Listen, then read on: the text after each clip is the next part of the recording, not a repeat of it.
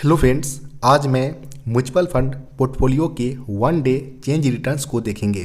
साथ ही साथ market allocations, large cap, mid cap और स्मॉल कैप के अंतर्गत कितने कितने परसेंट यहाँ पर एलोकेशन किए गए हैं वो देखेंगे। साथ ही साथ फॉरेन इन्वेस्टमेंट और गोल्ड एवं सिल्वर के अंतर्गत कितने अमाउंट्स में यहाँ पर म्यूचुअल फंड के अंतर्गत इन्वेस्टमेंट किए गए हैं वो यहाँ पर देखेंगे। इसलिए वीडियो को लाइक एवं चैनल को सब्सक्राइब करना न भूलें। चलिए यहाँ पर देखते हैं कि टोटल यहाँ पर जो इन्वेस्टेड अमाउंट है वो यहाँ पर आप देख सकते हैं, जिसमें टोटल जो यहाँ पर होल्डिंग्स है वो 8 म्यूचुअल फंड के अंतर्गत यहाँ पर होल्डिंग करेंट के अंतर्गत देख सकते हैं। इसके अलावा यहाँ पर आप वन डे रिटर्न्स यहाँ पर अमाउंट देख सकते हैं। टोटल रिटर्न्स की अगर बात करें तो टोटल रिटर्न जो ओवरऑल यहाँ पर है और इन्वेस्टेड अमाउंट की अगर बात करें तो यहाँ पर आप देख सकते हैं।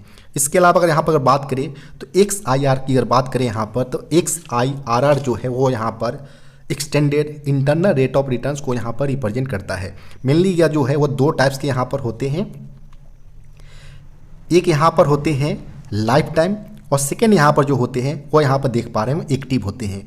लाइफ टाइम जो वो ऐसा यहाँ पर होते हैं जो ओवरऑल जो यहाँ पर जो इन्वेस्टमेंट के दौरान जो यहाँ पर रिडम्पशन और इन्वेस्टमेंट जो किए गए हैं उसके बाद जो ओवरऑल रिटर्न्स यहाँ पर निकल कर आता है वो लाइफ टाइम XIRR को यहाँ पर रिप्रेजेंट करता है, जो कि 4.76% यहाँ पर है।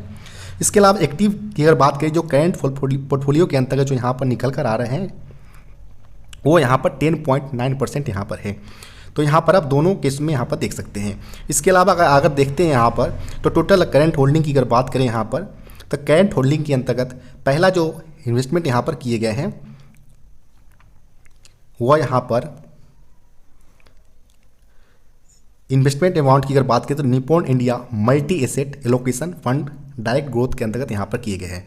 मल्टी एसेट एलोकेशन फंड की अगर बात करें जिसमें यहाँ पर इक्विटी, गोल्ड, सिल्वर, इसके अलावा अगर बात करें रियल एस्टेट्स के कुछ यहाँ पर पोर्शंस होते हैं और यहाँ पर अगर बात करें तो डेप्थ जो फंड्स होते हैं इसके यहाँ पर कुछ यहाँ पर इंक्लूड करके यहाँ पर एक ओवरऑल पोर्टफोलियो तैयार किया जाता है ताकि जो यहाँ पर किसी मार्केट फॉल की सिचुएशन में वो बैकअप करके यहाँ पर जो रिटर्न्स है वो यहाँ पर ओवरऑल बेटर यहाँ पर दे सके। तो यहाँ पर मेरी जो पोर्टफोलियो वो ज़्यादातर आप मल्टी एसेट एलोकेशन फंड के ही अलग अलग जो AMC के देख सकते हैं।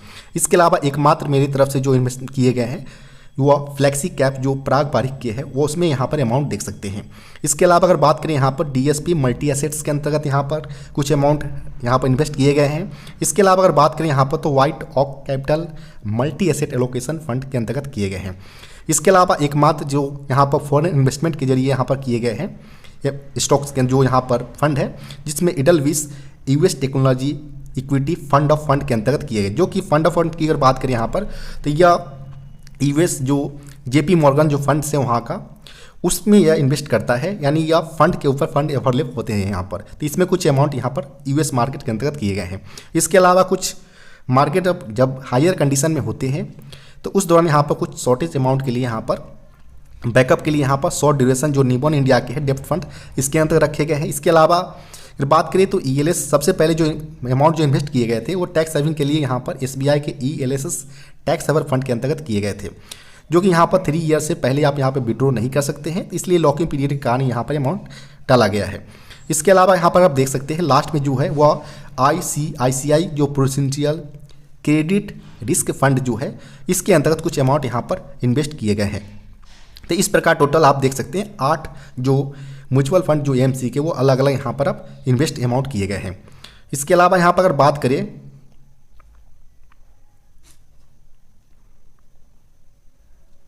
तो यहाँ पर वन डे रिटर्न्स की अगर बात करें यहाँ पर तो निप्पॉन इंडिया के अंतर्गत आप देख सकते हैं यह वन डे रिटर्न्स है। पराग पारिक फ्लैक्सी कैप के अंतर्गत रिटर्न्स वन डे रिटर्न्स यहाँ पर देख सकते हैं। इसके अलावा यहाँ पर DSP के हो तो इसमें भी कुछ अमाउंट यहाँ पर आए हैं, सारे के सारे यहाँ पर प्लस में हैं। एकमात्र यहाँ पर जो इडलविस जो US टेक्नोलॉजी फंड है इसमें यहाँ पर कुछ मार्केट जो है US के अंतर्गत कुछ कॉज के कारण यहाँ पर शॉर्ट हो रहे हैं, तो इस कारण से यहाँ पर नेगेटिव रिटर्न्स निकल कर आ रहे हैं। इसके अलावा अब जो अलग अलग जो शॉर्ट ड्यूरेशन फंड्स हो या जो ELS यहाँ पर या समय के साथ या जितने भी जो अमाउंट्स है उसको मेन जो यहाँ पर 4 फंड है इसमें ही यहाँ पर हमें लाना है। अगर बात करें इसके अलावा तो इसमें हम मार्केट एलोकेशन की अगर बात करें कितने परसेंट यहाँ पर एलोकेट किए गए अलग अलग मार्केट के अंतर्गत, तो यहाँ पर हम देखेंगे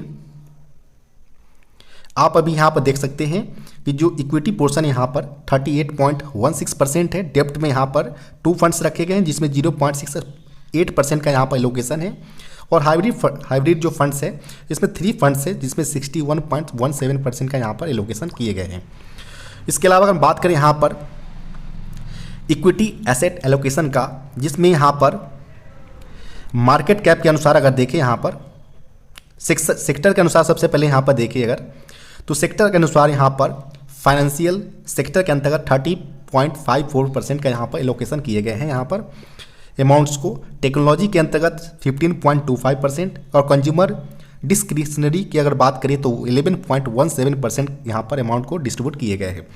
एनर्जी यूटिलिटीज़ की अगर बात करें तो 8.73% और मटेरियल के अंतर्गत यहाँ पर 6.66% का यहाँ पर किए गए। अदर सेक्टर भी और यहाँ पर आप देख सकते हैं जिसमें यहाँ पर हेल्थ केयर, रियल एस्टेट्स और यहाँ पर कुछ अनस्पेसिफाइड और अदर सेक्टर जो है यहाँ पर कुछ अमाउंट यहाँ पर डिस्ट्रीब्यूट किए गए हैं।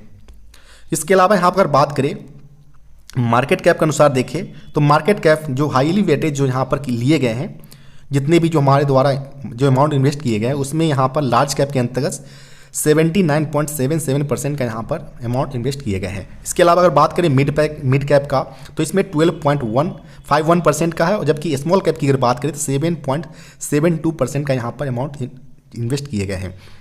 इसके अलावा कंपनी बेसिस पर अगर देखें यहाँ पर तो कंपनी बेसिस में जो हमारे तरफ से जो इडलविस के जो US technology fund of fund के अंतर्गत जो अमाउंट इन्वेस्ट किए गए हैं, इसमें यहाँ पर जेपी मॉर्गन यूएस टेक्नोलॉजी का यहाँ पर 8.15% यहाँ पर कंपनी में इन्वेस्टेड है अमाउंट्स, एचडीएफसी में 5.54%।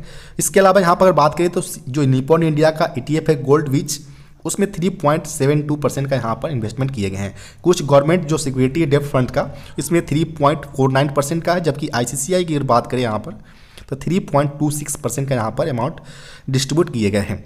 इसके अलावा यहाँ पर अगर बात करें ICR MSCI जो वर्ल्ड का ETF जो होता है एक्सटेंडेड ट्रेड फंड, जो अलग अलग जो कंट्री के जो यहाँ पर स्टॉक्स होते हैं उसको एक कॉम्बिनेशन तैयार करके यहाँ पर MSCI जो वर्ल्ड ETF है वो यहाँ पर एक अमाउंट को कंट्रीब्यूट करते हैं। इसके अलावा पावर ग्रिड कॉर्पोरेशन के अंतर्गत ये अलग अलग सेक्टर के अंतर्गत यहाँ पर अमाउंट डिस्ट्रीब्यूट जो किए गए वो यहाँ पर देख सकते हैं।